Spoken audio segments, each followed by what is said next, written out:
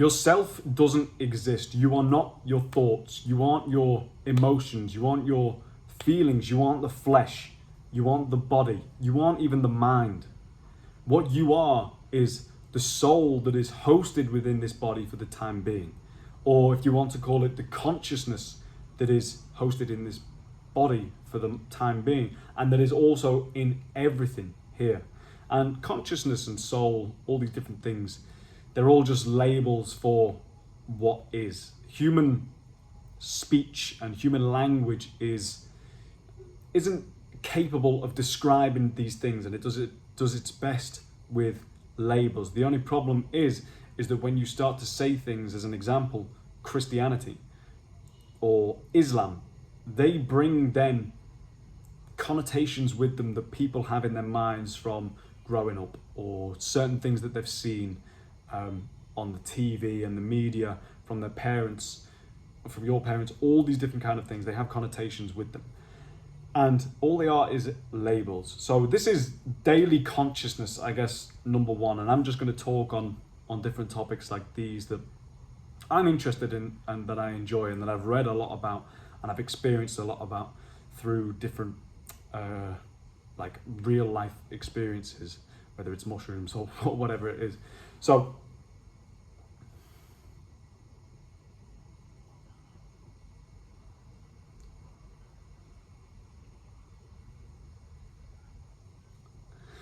at the human base layer, if you want to talk about the lowest point of consciousness, we act on feelings. We do what we feel is right. We aren't even aware of our conscious mind, and we just do things animalistically and primarily. Now, the whole aim, if you want to do it, is to get higher on the consciousness scale so that you are closer to God. That is the top thing, is that closer to the fifth dimension, if you want to call it that, the spiritual, rather than the flesh, which is down here on the spectrum. Now, the closer you are to the flesh and the flesh, the primitive side of the human, the lower your frequency and energy will be. And the higher you are in the spectrum, so the closer you are to the spiritual, the higher your energy and frequency will be. And if you know Dr. Joe Dispenza, who talked about the different frequency and wavelengths of different feelings, so at the bottom you've got lust, guilt, shame, all these different frequencies. And then at the top you've got gratitude, love, all of these different high frequency feelings and states of being.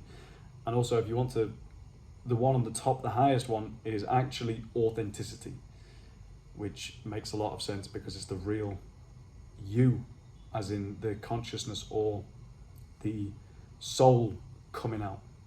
So the closer you are to the bottom,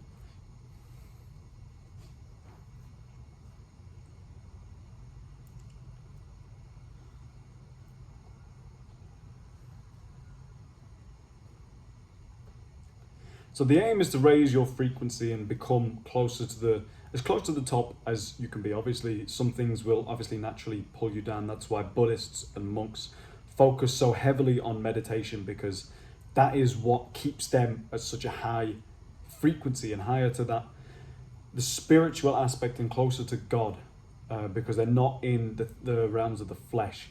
And that's why, if you're interested in Stoicism and also Buddhism, these two different things, and also all the different religions, Christianity, Islam, those are the ones I've looked at, that have all of this in common. They all talk about the same things, and also psychology as well. They all talk about the same things in terms of the lower we are to the bottom, the more controlled we are by emotions and by feelings. And all of these different schools of thought and philosophies believe in the same thing, that emotions aren't as important as what the body makes them out to be. So that's why with Stoicism, that is one of the core features of Stoicism, to not act based on emotion and to act based on logic with the Logos. And it's the same with the Buddhists, see the same thing as well, is to see these thoughts and feelings as illusions, because all they are primitive ways of the body.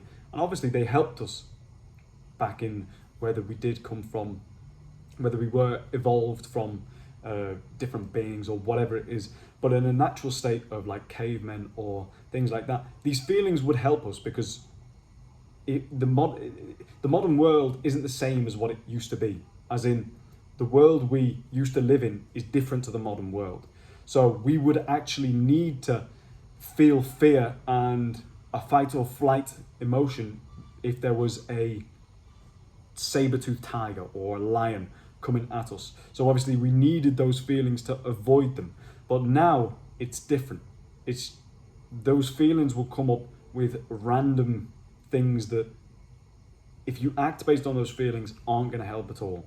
One example is that if you look at a woman, you obviously feel different, and you get into if you're attracted to them, you get into the state of wanting to mate, and that part of the brain then becomes active, and you start doing things to then and acting differently to make that mating a possibility.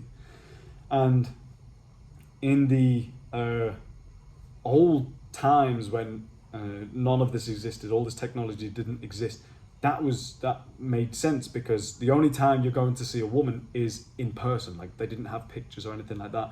You would see a woman and there was an actual chance and opportunity for you to be able to mate and to have children with that woman. Whereas now, you can see a picture of a woman on your screen, whether it's porn or whatever it is, and you'll still have that same feeling that would make you act in a certain way that would used to benefit you, but now it doesn't benefit you as much because you're only seeing the person on a screen. So that's just one example. And so the best way to overcome these emotions and feelings and actually see through the illusions of what they are, the same with thoughts, is meditation.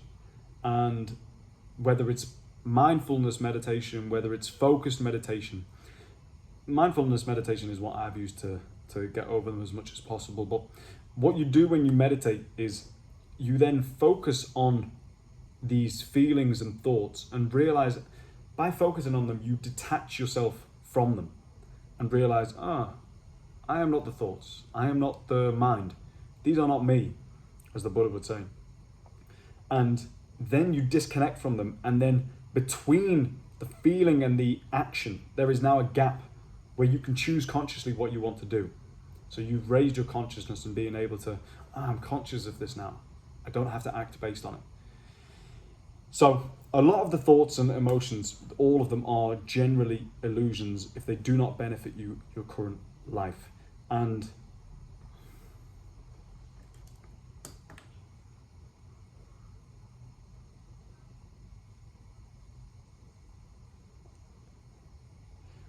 the majority of the time, your thoughts also, I say your thoughts, the thoughts that come up in your mind, or the thoughts that think themselves, when they come up, they are not in your control. They just come out of nowhere, and then if you're meditating, you let them go. If you're not meditating, then you can get attached to them and let them run their course, and then you become more attached to the thoughts, thinking that the thoughts are you. So it's kind of a paradox, but it makes sense if you think about it. Thinking. So the thoughts that come up generally do not help you. And most of the thoughts that come up are illusions. Sometimes you'll have good thoughts, but at the end of the day, if you are fully conscious, if you are fully as close to that top line as you can be, the spiritual line, the better you're going to act, the more conscious you're going to be, and the more you are going to be controlling your actions. Because the majority of the time, most people, it's the same with sales. People buy emotionally and then back their decision up with logic. And all that is them acting based on feeling to purchase, and then their conscious mind is coming up with the reason why after to explain why that they've bought up the feeling, which most of the times they aren't the same thing. Like, they'll explain it for something from different reason than why they actually bought, which was a feeling. So this is all that you're doing. You're separating those two things. And they don't really benefit you most of the time. So the more aware you are of the feelings, the more you're going to be able to pull yourself away from them and act not based on the feelings and more based on logic and consciousness.